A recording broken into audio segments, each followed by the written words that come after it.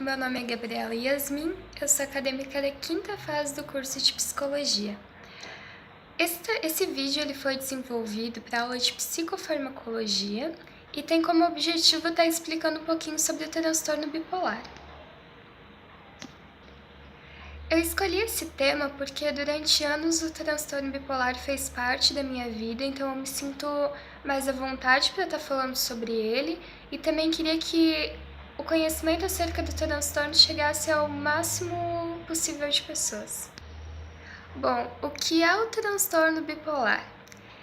A principal característica do transtorno bipolar é uma alternância entre estados depressivos com estados de mania. Ele é considerado uma perturbação afetiva que antigamente, alguns anos atrás, era chamado de psicose maníaco-depressiva. Porém, esse nome ele foi abandonado com o tempo porque o transtorno ele não necessariamente apresenta sintomas psicóticos. Bom, muitas vezes o diagnóstico ele é feito de uma forma incorreta. Por que isso ocorre? Porque muitas vezes na fase depressiva, o diagnóstico ele pode ser facilmente confundido com depressão. Bom, o que exatamente causa essa doença ainda não é conhecido, mas tem conhecimento de que fatores biológicos, genéticos e sociais, quando somados, eles desencadeiam essa doença. Bom, dentre os fatores biológicos, estão envolvidos uma série de teorias, mas nenhuma até hoje foi realmente comprovada. Há indícios de que o transtorno bipolar ele ocorre em famílias, que normalmente os indivíduos da mesma família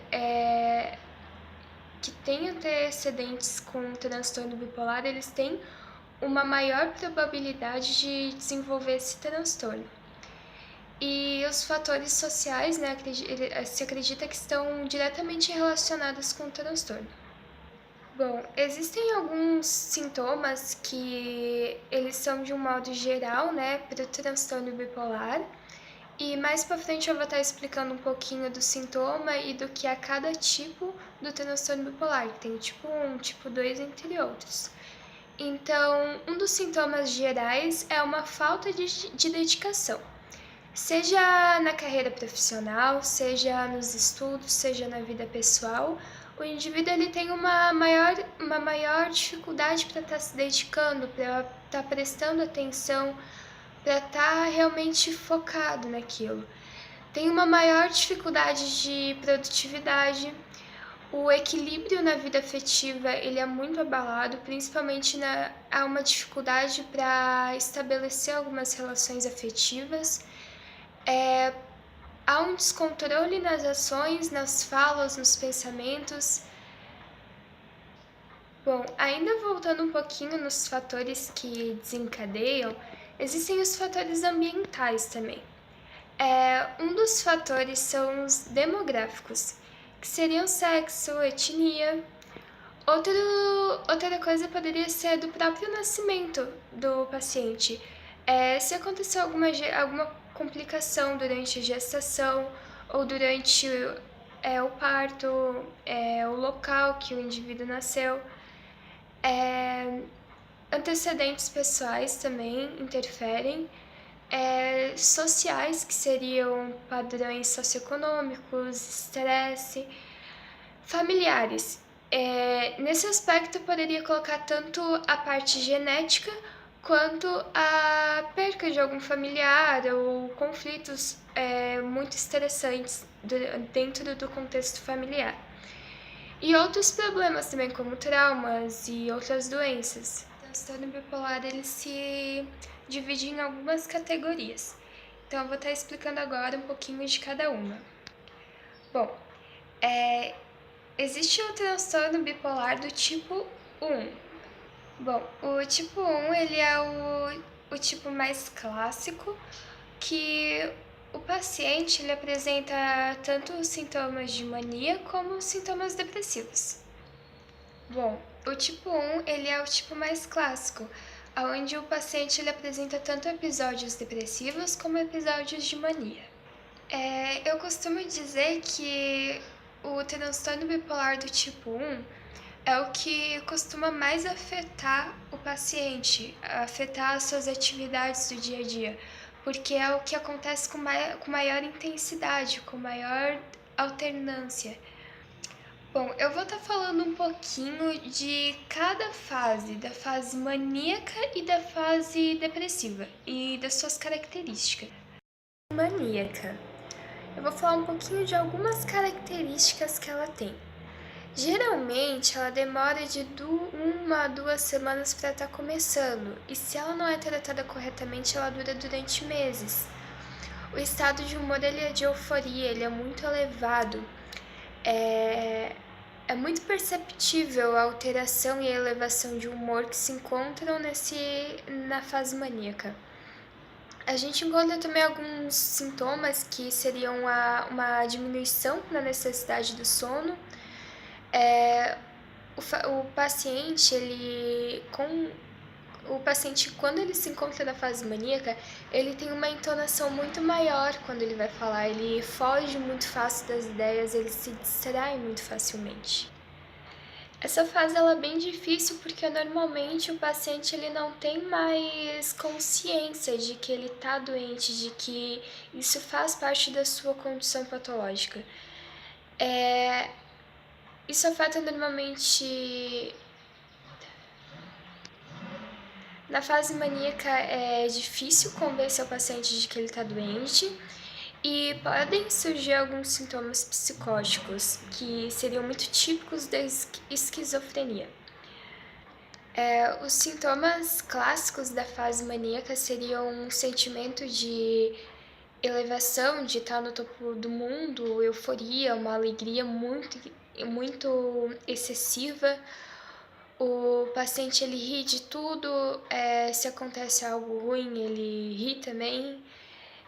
Existe um sentimento de grandeza, uma hiperatividade, uma falta de atenção muito grande. Ele não tem mais um senso crítico, um senso de perigo. Ele até pode ter, porém ele está muito comprometido. Ele tem uma confusão de ideias, os pensamentos eles não estão mais tão alinhados com a consciência. E como eu já falei antes, a entonação de voz ela é muito mais alta.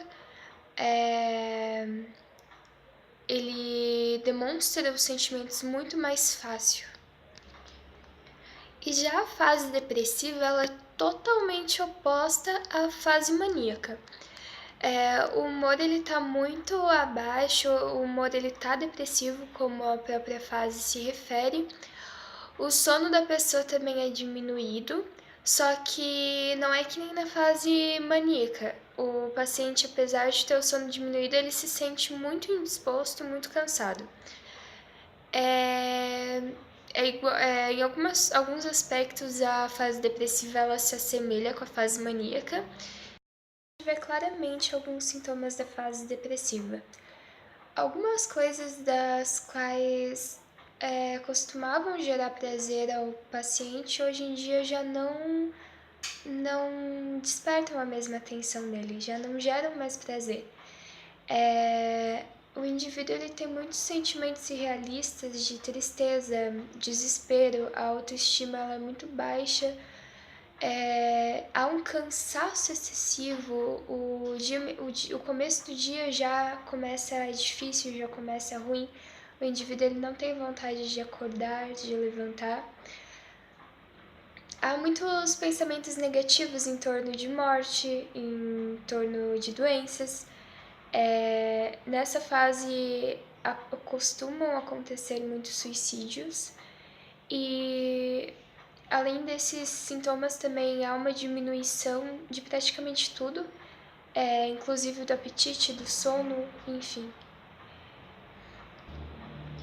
Bom, o tipo 2 do transtorno bipolar, apesar de também ser muito prejudicial, ele não causa tantos prejuízos ao dia a dia e às atividades rotineiras do indivíduo quanto o do tipo 1.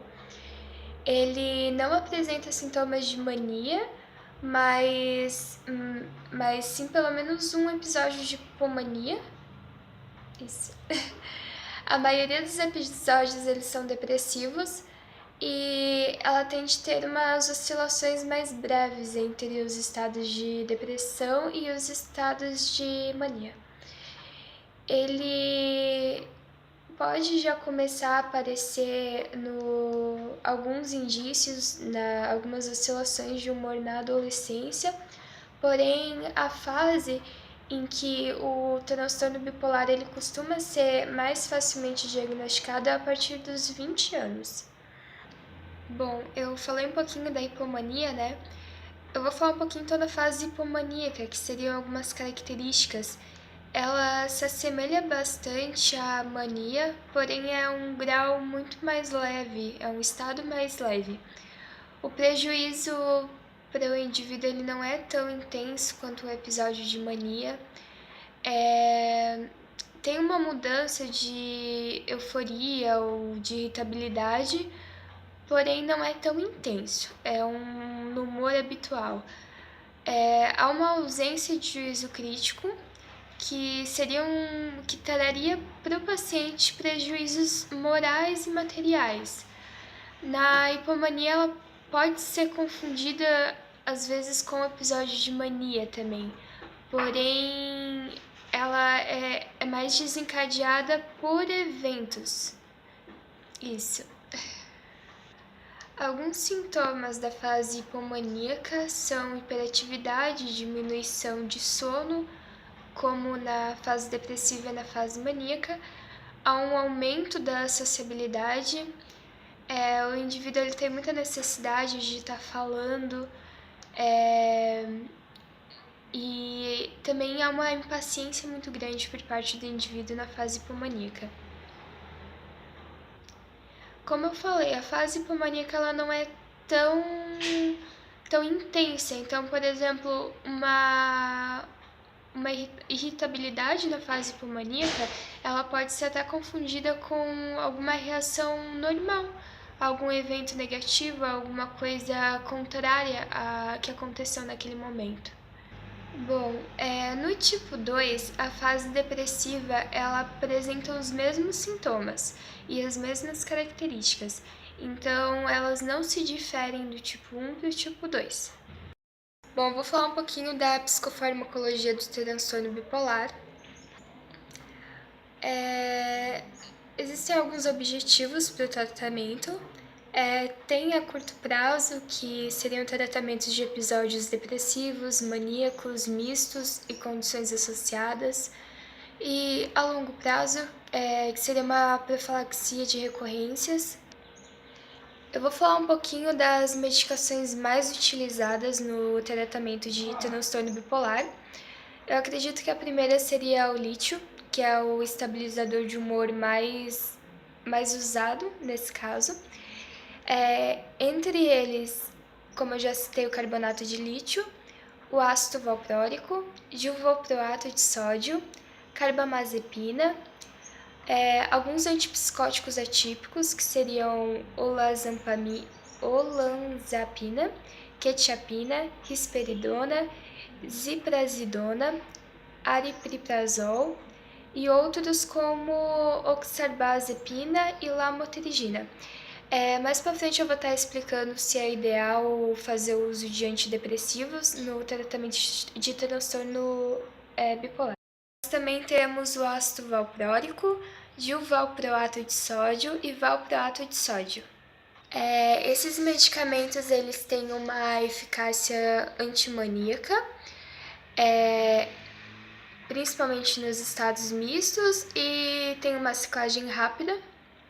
E normalmente ele é usado em uma opção junto ao lítio, associado, né?